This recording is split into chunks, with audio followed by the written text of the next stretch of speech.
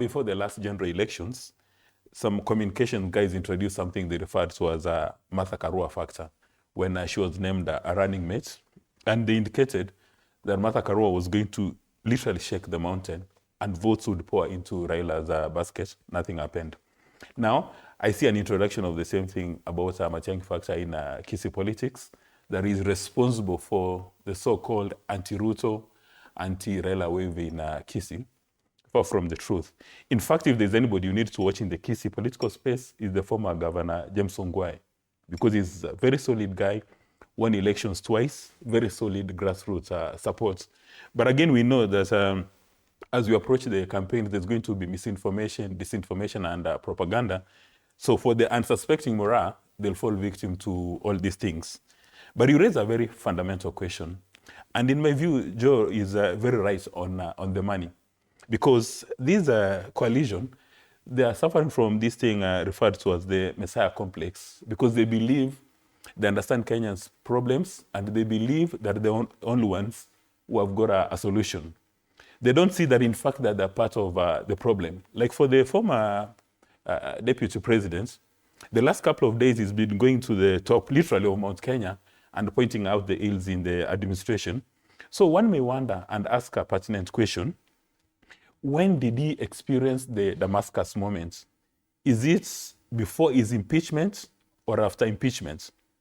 And the elephant in the room is, if the DP would still, if former DP Gachagua would still be in office today, would he be making this kind of pronouncements?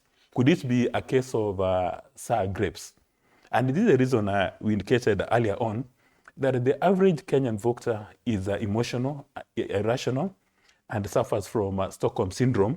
Because when we look at these politicians, when they present themselves during an election, we don't evaluate them critically and ask ourselves, what is my selfish interest in their candidature? When a politician tells you that I'm going to put up a bridge, while in fact there's no need for a bridge, and then you go ahead and vote for him, and then he doesn't put up the bridge, why do you start complaining? In mature democracies that have made very good progress, voters must vote with their selfish interest in mind. And again, to be fair, this is not limited to Kenya. It's a global thing.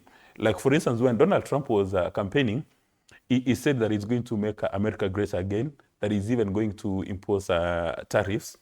But unknown to the citizens, the moment you impose tariffs, the cost of goods goes up. But still they said, no, wait a minute, you are the person we want. However, as Mtamba has indicated, he has not seen an organized formula. And I saw you were tickled by the example he spoke about 3 chicken and 2 elephants. So I don't know whether it's because of your, your background and these kind of things. But we don't have elephant where I come from. But you have chicken. Yeah.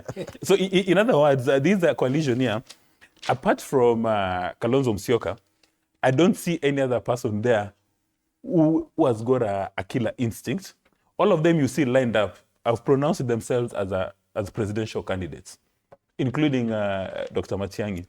Now, when the rubber is meeting the road, are you telling me, ceteris paribus, Kalonzo Musyoka will say that I love these coalition members very much, I'm now sacrificing my presidential interests?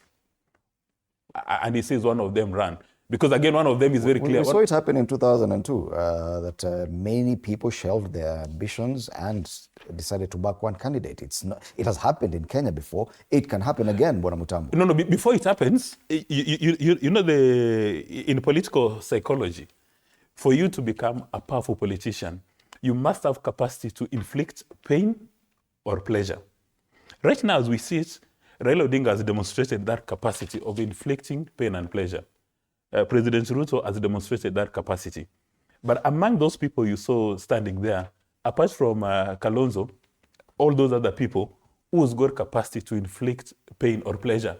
When these politicians say that now we are endorsing you as a presidential candidate, it's not because they love you so much, that you are the best thing after sliced bread. It's because you either promised them pleasure, or they know if they disobey you, you're going to inflict pain. I want your assessment. Are you saying because